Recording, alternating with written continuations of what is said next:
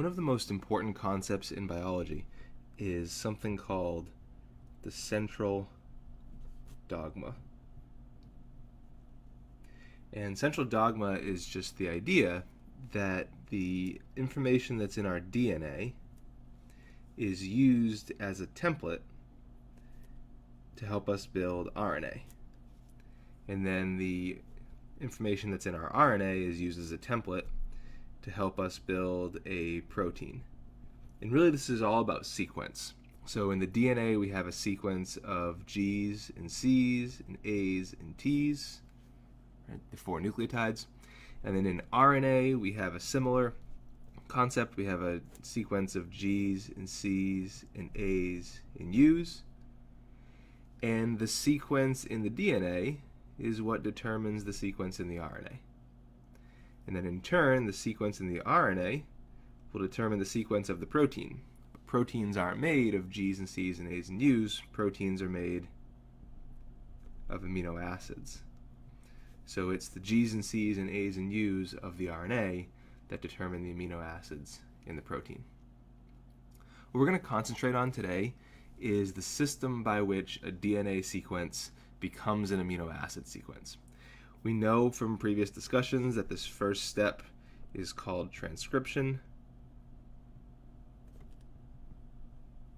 and the second step is called translation. So we're going to go through, and really what we're going to be doing today is modeling both of those kind of on paper.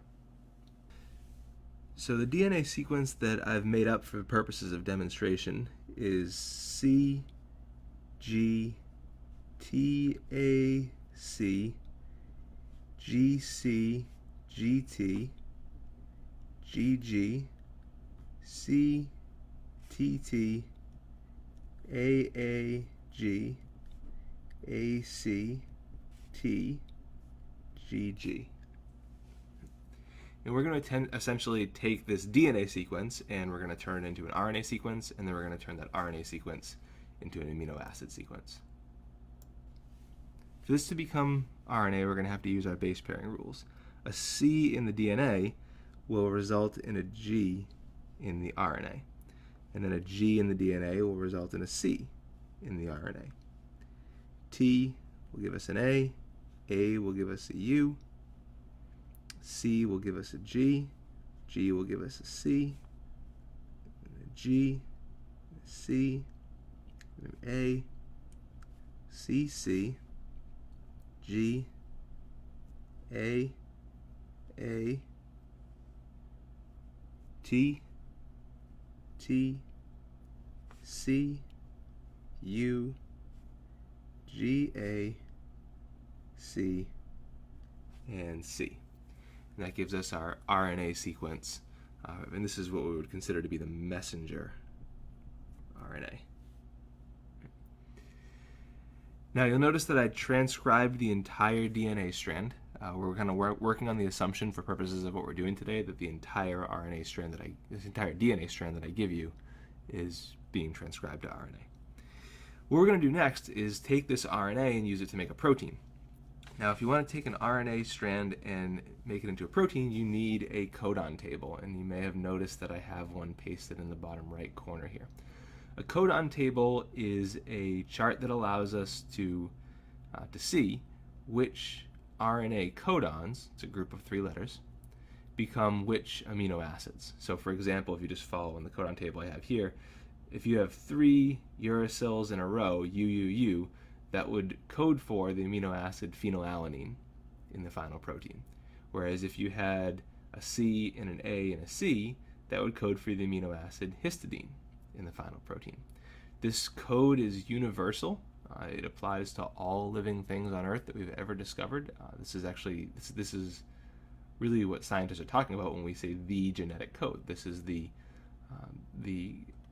system by which RNA sequences code for specific amino acids. So I'm going to show you how to use it, but there's a couple of things that we have to mention first. One thing that's really important to recognize is that the code has a built-in start and stop signaling system. All translation, all protein construction starts with an AUG and with the amino acid methionine. That is always the starting point. And it's not really written on this table. Sometimes you'll see tables that say methionine/start. But the important thing is we cannot start anywhere else. We have to start at an AUG. Second thing I want you to notice is that there are stop signals. There are a series of them, but there are certain codons that instead of coding for an amino acid, just tell us to stop translation, that the protein is complete, and we can move on. All right, so what we're going to do now is translate this messenger RNA into a protein. Now remember, I'm not allowed to start anywhere I want. I have to start at the first AUG. So I have to kind of hunt through this mRNA sequence now until I find an AUG. And if you look carefully, you'll see that there's one right there. That AUG is going to give me my first amino acid, which I know, based on my codon table, is going to be methionine.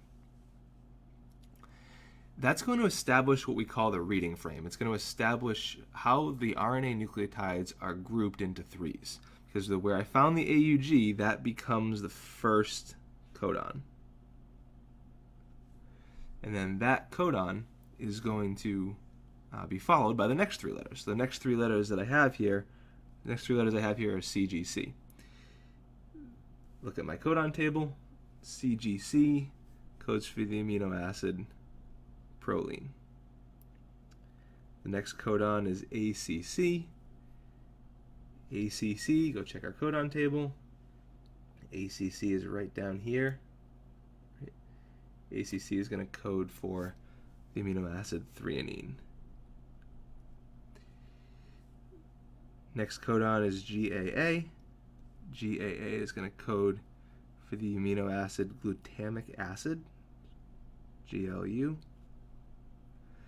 Then it's followed by TTC. And you may notice at this point that I made an error. And that I actually put T's in my RNA. So those should have been uracil. Good for you if you caught that sooner. Right? Those should have both been uracils. And this codon right here is UUC.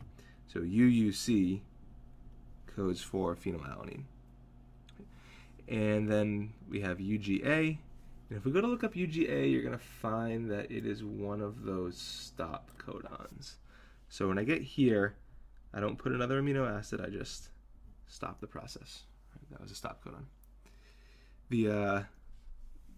The protein that we've constructed then has the sequence methionine, proline, threonine, glutamic acid, phenylalanine. Our DNA sequence determined our RNA sequence, which determined our amino acid sequence. And that is the central dogma of biology.